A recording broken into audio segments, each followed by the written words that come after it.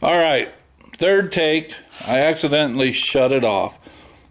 This is Busman 54. I had a fellow YouTuber, Marcus, ask the question, did I weld this bracket, this green one right here, this green bracket on first to the A-pillar and weld everything else? No, this is my last step. So I welded, the A-pillar comes in two pieces, front and back. So I welded the front on, and I used that for positioning this and the valance. Once I established that, welded the bracket on here for the frame, welded the bracket on here for the frame. Then I came around to finish this structure to make it strong, and I welded the back of the A-pillar in. So I welded the back of the A-pillar in. Yeah, I blew a hole. I'll have to fix that up. And you can see the back of the A-pillar. Next, this interior panel right here, the headlight bracket. I had to pull this out to repair it. It was damaged. You can get a new one if you want to spend $250. I was spending enough money on green parts. No thank you. I pulled it out and repaired it. Welded it back in. This really sits right on top of the frame, and it establishes the vertical up and down height. So this is the same thing, it's just painted gray. And if you see it, it gets welded, yes, plug welded to the top of the valance. As you can see, there's a big gap. That's because it flexes. I have to pull it back in. So with this in place, boy, I knew my vertical was pretty well established.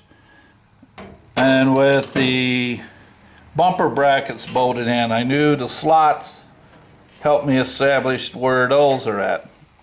The end pieces, yeah, we got a gap here, but that will pull in.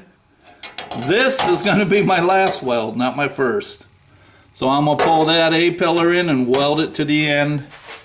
On the other side, you can see the end piece. And it looks pretty good. It's not welded, so I'm going to weld that on next. So this is the last part that I'm welding to tie everything in. So I hope that helps you, Marcus. Let me turn this around. Again, you know, first bus, I've never done them before. Don't know if my reassembly makes sense, but so far it's working. And so I'm going with it.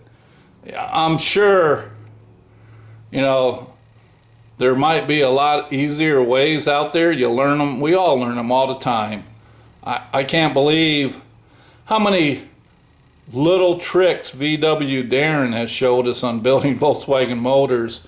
And I just shake my head thinking, man, I wish I would have known that 7 motors ago. It's just, it's great. Those that are really professionals at it and are willing to get out there and show us hobbyists, you know, some shorter ways of doing things. You know, years ago, those were like top secrets people weren't willing to share. And I think that's what, like Darren says, makes the garage gang so important.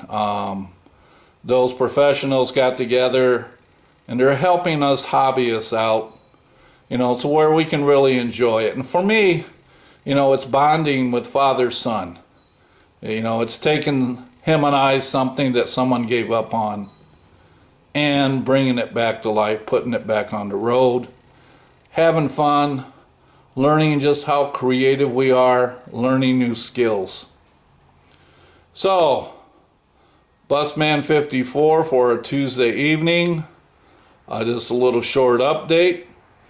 I don't know if you can, too bad you can't. I'm grilling out for the first time this year. Yeah, it's maybe almost 50, but the wind isn't blowing. And it's time to taste something off the old barbecue grill. Ziggy all gassed up over there in Australia. He's always barbecuing. Just get your mouth a watering. Well, Ziggy, old mate, I'm gonna have me some barbecue tonight.